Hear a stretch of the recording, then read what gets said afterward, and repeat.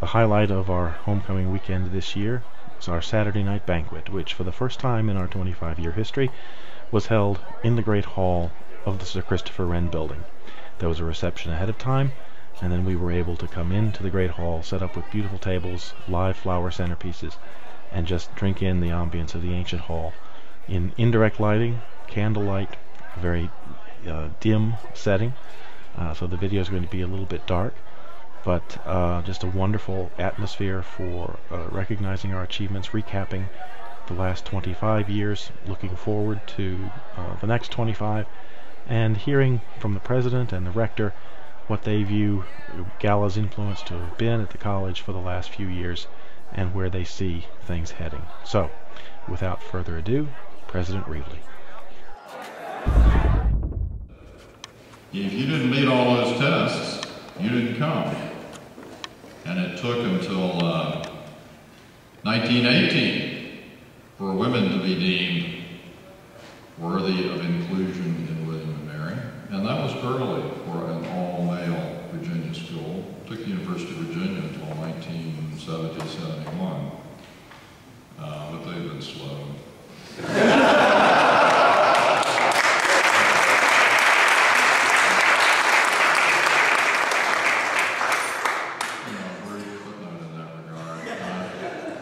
William and Mary has had a great colonial empire in its time. And clearly we are the progenitor of Virginia Commonwealth University, Old Dominion University, Christopher Newport University, and we still possess Richard Bland.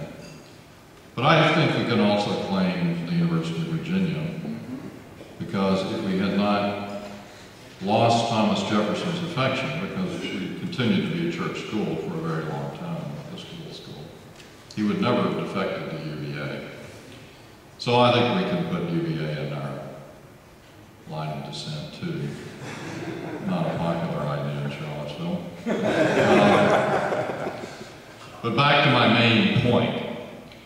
Started out very slowly in recognizing that human beings come in a wonderful, wonderful, marvelous array of varieties, and that it isn't just all white, male, heterosexual. Well, I should have added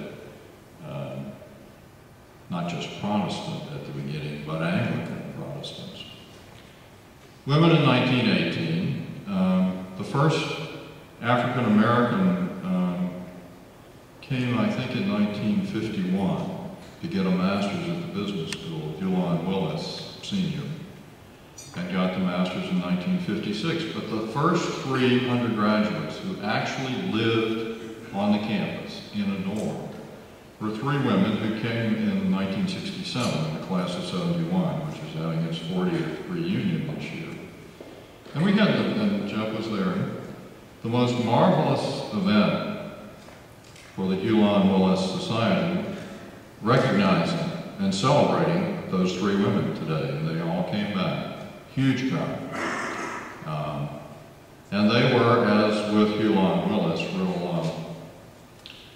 real pathfinders for William and Mary, and inaugurated an era that we have moved on from.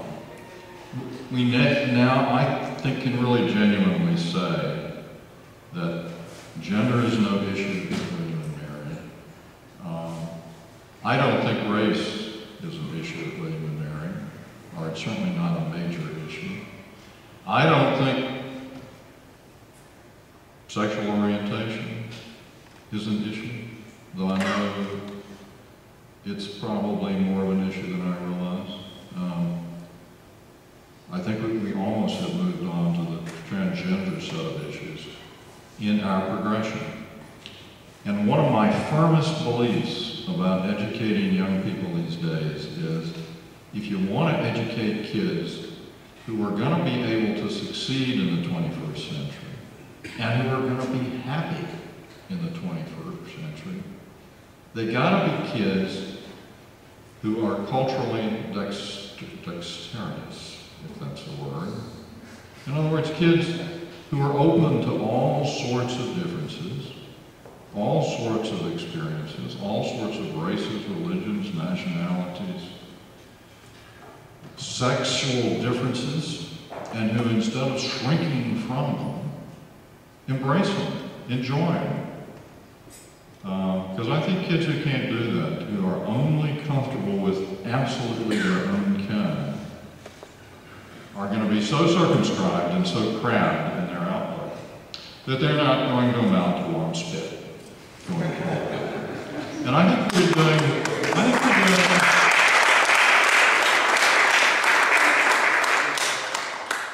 we really are doing a pretty good job at William and Mary. We can do a better job. We can always do a better job. But I think for a school in the bit of geography we occupy, a school as old as we are, a school as rich in tradition as ours, we've done a remarkably good job of it. And it's very much always on our agenda to do a better job. Jeff mentioned domestic partners. One of the aggravating aspects of being state-owned, is the fact we can't just deal with that openly, upfront, once and for all, like the great bulk of corporate America. And we'll get there, but it's much slower than we might have than we clearly want. So it's great to see you all here. It's great to see you in William and Mary's Holy of Holies. It's great to see you with these beautiful tables. And I hope you have a wonderful time together and a wonderful meal together. I'm going to go briefly partake of the reunion bashes that are said to be going on in the sunken garden soon, that I hope don't disturb you. It's really good to be with you.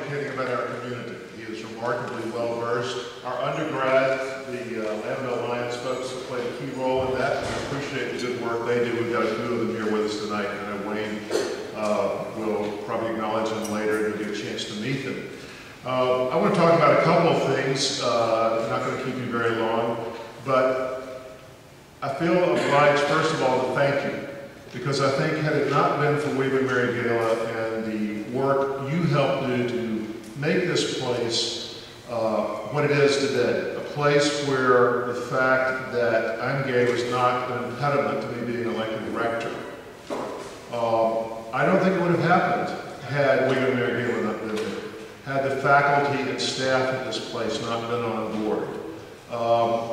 It made a huge difference. And, you know, I am immensely humbled by it. When I look at the first out there on the back of the priorities of the college and realize that we're the first major university in the country to elect an openly gay chair of their board of trustees, I'm humbled by that. And it happened at William and Mary. It didn't happen at Berkeley, it didn't happen at the University of Washington or in Madison, Wisconsin. It happened in Williamsburg, Virginia. And you are the reason that happened, I believe. It was not even an issue when the two other candidates and I decided to run for rector last spring. So I thank you for that, and thank the college because of who we are. We are a place about people and individuals. And we look at people that way. And that really is what made the difference. Now I'll talk for just a second also about William and Mary GALA. There are people who aren't with us tonight, like Stephen Snell, whom we all adored, and who did so much. And so much was done at Swim Library. We're happy to have Connie here with us tonight, and Carrie, and Carlene, and the whole group who have been so helpful over the years. But we have the Cornish Fund there, which has been an overwhelming success.